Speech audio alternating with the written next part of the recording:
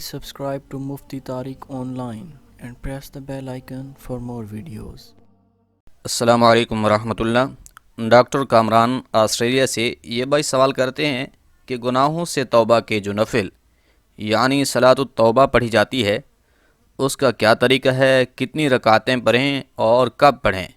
تو دیکھیے، صلاۃ التوبہ پڑھنے کا طریقہ کار کیا ہے، اس حوالے سے یاد رکھیں ان نوافل کے پڑھنے کا کوئی الگ سے طریقہ نہیں ہے، یعنی کہ یہ نہیں کہ ان نوافل کے لیے کوئی خاص صورتیں پڑھی جاتی ہیں یا پھر ان نوافل کی ادائیگی کا کوئی الگ اور خاص طریقہ ہے، بلکہ جس طرح عام نوافل پڑھے جاتے ہیں اسی طریقے سے ہی صلاۃ التوبہ کے نوافل ادا کیے جائیں گے۔ صرف ان میں نیت صلاۃ التوبہ کی جاتی ہے، اور نیت جو ہے وہ دل کے پختہ ارادہ کو کہتے ہیں۔ البتہ اگر زبان سے نیت کہہ لیں تو یہ مستحب ہے۔ وہ کیسے کریں گے؟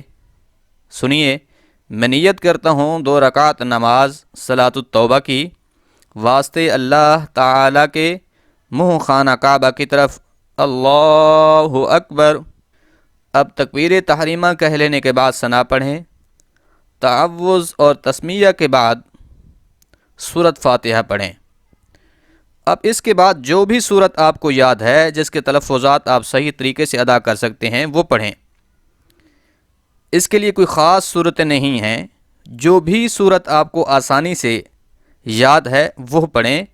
اس کے بعد پھر رکوع و سجود کریں۔ اس طریقے سے 1 رکعت آپ کی مکمل ہو جائے گی۔ پھر دوسری رکعت کے لیے کھڑے ہوں۔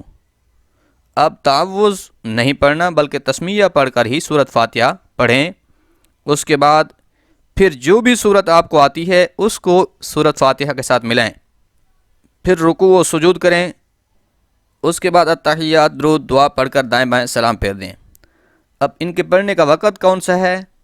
تو 3 اوقات مکروہہ کے علاوہ کسی بھی وقت یہ نوافل پڑھے جا سکتے ہیں۔ 3 اوقات مکروہہ مثلا طلوع آفتاب، زوال اور غروب آفتاب، ان اوقات کے علاوہ کسی بھی وقت یہ نوافل آپ پڑھ سکتے ہیں۔ اور ان نوافل کی ادائیگی کے بعد اصل جو ہے وہ دعا ہے، اللہ سے اپنے گناہوں کی معافی طلب کریں، اور دعا مانگنی اس طریقے سے ہے کہ یہ پختہ یقین ہونا چاہیے کہ ہم اللہ کی بارگاہ میں آئے ہیں تو ہمیں اللہ خالی لوٹائے گا نہیں، بلکہ ہمیں اپنی بارگاہ عالی سے مالا مال فرمائے گا، ہمارے گناہوں کو معاف فرما دے گا۔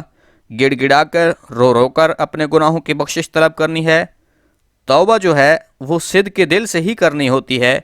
حضور نبی رحمت صلی اللہ علیہ وآلہ وسلم نے فرمایا، التائب من الذنب کمن لا ذنب لہ، کہ سچی توبہ کرنے والا ایسا ہے جس طرح کہ اس نے کبھی گناہ کیا ہی نہیں، کہ اللہ تبارک و تعالی اسے گناہوں سے بالکل پاک صاف کر دیتا ہے۔